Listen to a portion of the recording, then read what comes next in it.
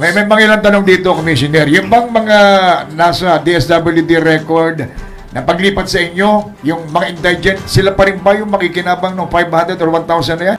Yes. Kasi yung iba, bakit nabibigyan yung iba? Hindi naman talaga kaya pa nila. May trabaho nga, may mga negosyo nga, pero indigent, paano ba yun? Paano pa natin maayos ito? Kasi nga yung iba, bakit kami mas mahirap pa kami sa taga? Sila may kaya, may hanap buhay, malalakas pa. Indigent sila, tumatanggap kami, wala. Okay. Umpisahan natin sa umpisa. No? Nung magkaroon ng RA 9994 kasi noong 2010, kasi yung Republic Act 9994, amended RA 7432, yun yung nagbigay ng original na social pension na 500. Nung ma-promulgate yun, hindi alam ng DSWD kung sino yung indigent. Nakalagay kasi yung provision, merong provision sa RA 9994 defining kung sino yung indigent. Kailangan frail siya, mahina ang katawan, sickly, walang pension, walang support. Okay. So, hindi alam ng DSWD kung sino sila. So, nagpatulong ang DSWD, palagay ko, sa DILG. Kasi DILG ang may, supervisory sa mga barangay.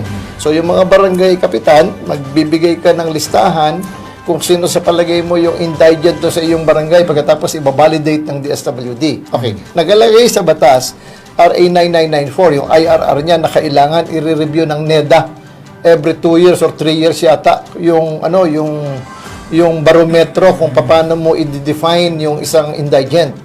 So nung balik tayo nung 2010, noong magbibigay ang barangay, siyempre political yan di ba? Yung kapitan, paano kung palagi ko kasi sinasabi, meron tayong mga kapitan na meron siyang kapitbahay na senior citizen na hindi qualified. Kaya lang siya yung ibinoto. Di ba? Baka ang sabi niya, sa palagay ko, o si kapitan, ilagay ko na yung pangalan to, bahala si Batman. Total, i-validate naman ng DSWD. So sila na ang magsabi na hindi pala dapat. Okay. So nagkaroon ng mga ganon. Ngayon, hindi rin naman natin masasabi, merong mga indigent nung araw, baka tumama sa loto. Pwede diba? O baka nagkaroon, nabigyan ng puhunan. So, nag-umpisa siyang qualified, tapos in the end, hindi na siya qualified. Ang problema ngayon, siyempre, kapag binigay sa amin ng DSWD ang trabaho yan, kasama yung listahan, at saka pa lang kami magbabalidate ulit. So, hindi ko pwedeng sabihin ngayon na mali yung sa DSWD or tama yung sa DSWD hanggat hindi na ibibigay sa amin. Pero pag naibigay sa amin yon, meron na kaming forward plan ngayon kung paano natin i-validate ulit kung sino yung talagang baka kailangan kaming mag-decide na gumawa ng bagong clean list. Pero forward yan, mahirap pangunahan It will be presumptuous to say na mali yung DSWD or tama sila ang gagawin namin.